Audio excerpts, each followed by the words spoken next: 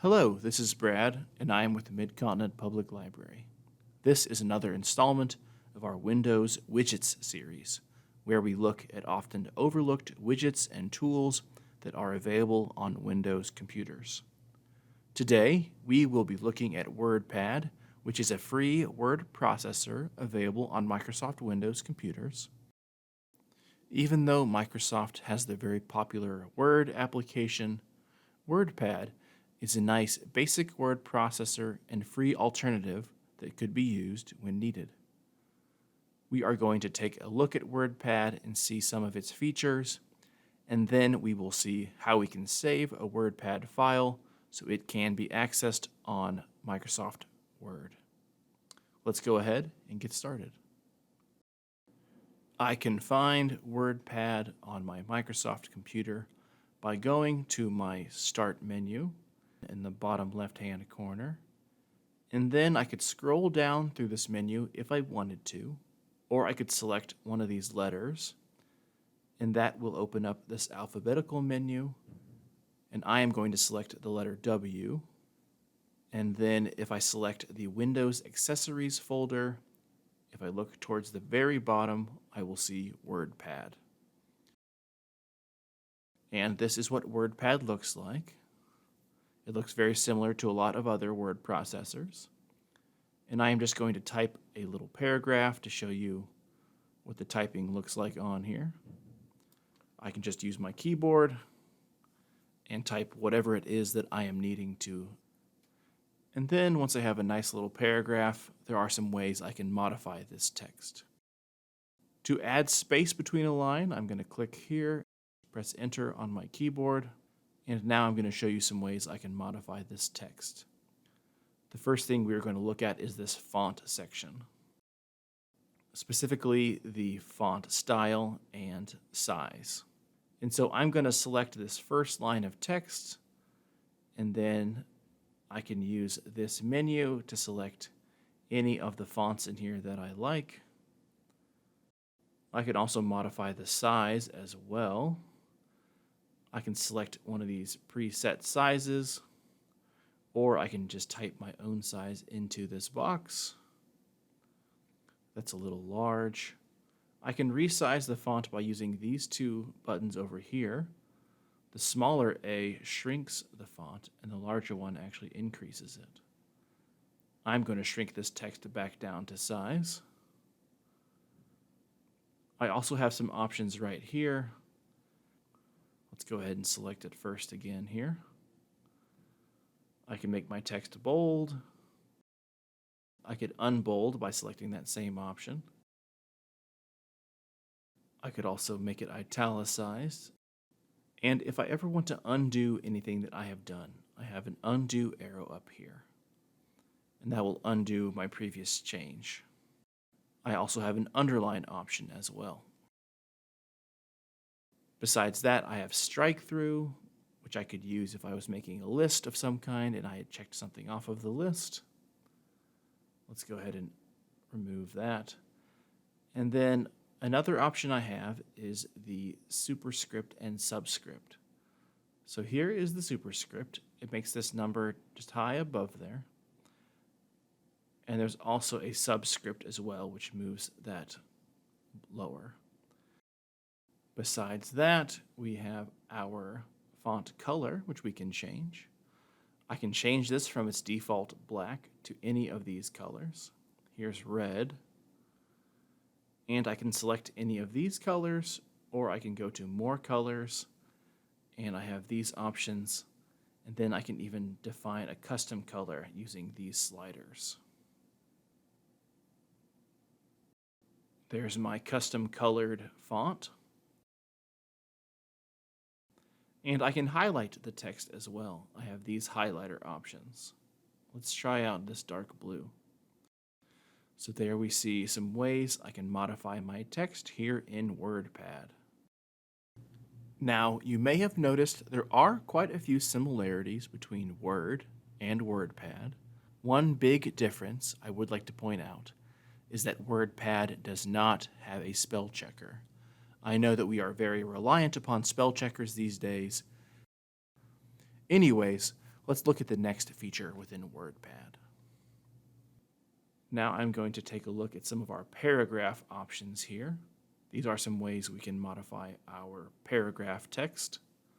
So right now everything is left aligned, but if I wanted to, I can make everything center aligned. This could be good for a title of a paper. I also have the option to right align my text, and then I can do justified as well. This is sometimes used in newspapers to fill space. I also have an indent. I can decrease my indent and I can increase it, and that'll just move my text over within my document. And I can tell where my indent begins by looking at my ruler up here and seeing this marker right there. I'm going to move that indent back. The next feature of paragraphing that we can mess with is the line spacing.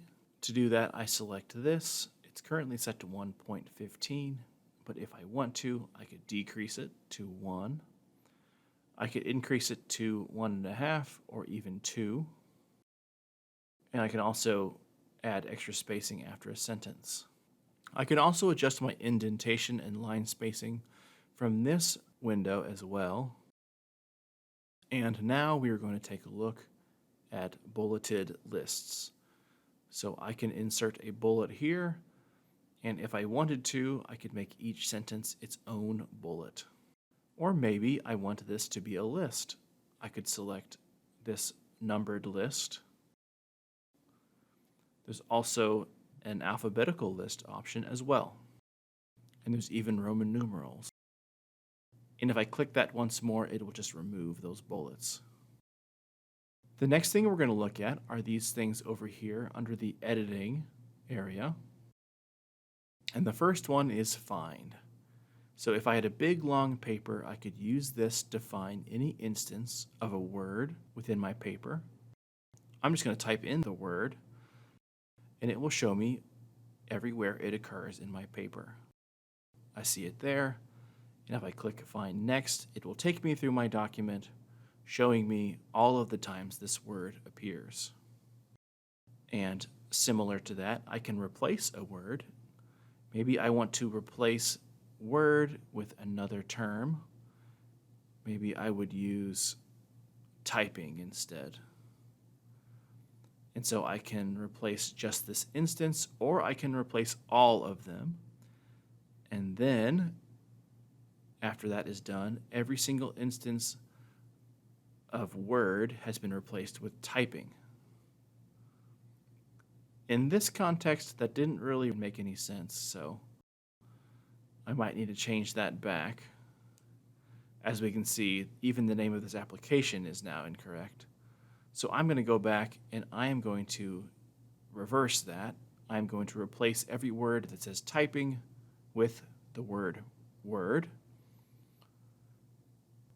If this paper were a lot larger and multiple pages, that would be very handy if I was trying to replace a certain term or something. The last option from that editing area is to select all, and this selects all of the text within my document. Now we're going to take a look at our clipboard options. So if I go over here and select copy, that is going to copy all of my text, and then I can select paste from that same area, and it will then paste that to my document. We are now going to look at the view section. This has some other options for us. We can zoom in on our paper. We can zoom out as well. I can also do that from this option over here on the bottom right-hand side of my screen. There's also a button right here to return the paper to 100% at any time. We can see that our ruler and our status bar are currently visible because we have these boxes checked. If I uncheck them, there goes my ruler, and there goes my status bar. I find them to be nice reference points, so I'm going to leave those boxes checked. Next, we have the settings area, and within that, we have our word wrap option. Currently, our page is wrapped to the ruler, But if I want to, I can select Wrap to Window, and it will take up my entire WordPad window. I prefer Wrap to Ruler because it more resembles an actual sheet of paper. And then under Measurement Units, this just changes the measurement units that my ruler is displayed in. Inches, centimeters, points. Back here on the home screen, we are ready to see some of the more interesting features of WordPad. And we are going to scroll down a little bit so that we have some room before we take a look at the Insert section of WordPad. The first thing I'm going to do is insert a picture into my document. I will select the picture option, which is the first button here, and I will select picture from that. This will bring up my photos within my Windows File Explorer. I could search through that until I find the photo I'm looking for. Then I would select that photo and select Open. And then this photo would be inserted into my WordPad document. And if I right-click on this photo, I have some options. I can change the picture. That would reopen the File Explorer. Or I can resize it by selecting this last option. And then I could move this percentage down to decrease the size of the photo. And I want to make sure I keep my aspect ratio locked. If not, it might stretch my photo out a little bit. And I always have my undo arrow to undo any changes that I no longer wish to keep. Besides inserting a photo, I can also insert a drawing from Microsoft Paint. So this actually opens a Paint window in which I could create any kind of photo that I want. I could use any of the brushes or shapes to create a work of art, if you will, in Microsoft Paint. And then when I am done, I go to the File button, and the very first option will say Update Document. And then if I exit this window, I will see the creation that I made in Paint inserted into my WordPad document. We also have a date and time insert, and this just does a date stamp. So whatever today's date is and whatever time it is, it just inserts that into my document. This could be used as a time clock. There are several different formats of time here. And the final option is Insert Object. This requires some other different types of applications to do. We have Paint there, which we saw earlier, but there could be some other applications you could use that would allow you to insert files into WordPad. And when I'm ready to save or print this, I can go to File. Let's try to print this first. So I will go to my printing option, and I can look at a print preview of my WordPad document. And I could print that out. If I wasn't ready to print it, if I wanted to save it, I could select the Save option. And this is where I will want to make sure I select a certain format. If I or someone I know is planning on opening this document with Microsoft Word. So let's go ahead and name my file. If I save as a rich text format or an Office Open XML document file, that should allow me or someone else to open this in Word. Text document file would not be as applicable. I'm not quite sure about these other ones, but I know that Office Open XML would be a good bet for that. I'm going to go ahead and save it and close this. Let's go ahead and open up Windows File Explorer. Then here we see my WordPad document I just made, and it actually is saved as a Microsoft Word file type. And when I open it, it defaults to opening within Microsoft Word. You can see I am not within WordPad here. This is Microsoft Word. I want to go ahead and reopen WordPad. There's something else I would like to show you. I'm going back through the Windows Accessories folder to find WordPad. And so there we see my WordPad document is saved, so I could reopen that within WordPad as well. The format that we saved it in is what allowed us to open it within Microsoft Word. So you want to keep that in mind when you are saving documents. Here I'm going to save this as a text document file. And now if I try to open it, it's just going to open actually within Notepad. And it's only going to have that text. We're not going to have any of that formatting that we had applied within WordPad. So this is just to show you that the file type does matter as you're saving within WordPad. And so this is WordPad. It's a free word processing alternative available on Microsoft Windows computers. It doesn't have all the bells and whistles of some other word processors, but it can get the job done if you need it to. If you enjoyed this video, be sure to follow our MCPL 360 Facebook page. We premiere new videos there every Wednesday and Friday at 1 p.m. And if you miss the premiere on Facebook, you can watch all of our videos on our YouTube channel.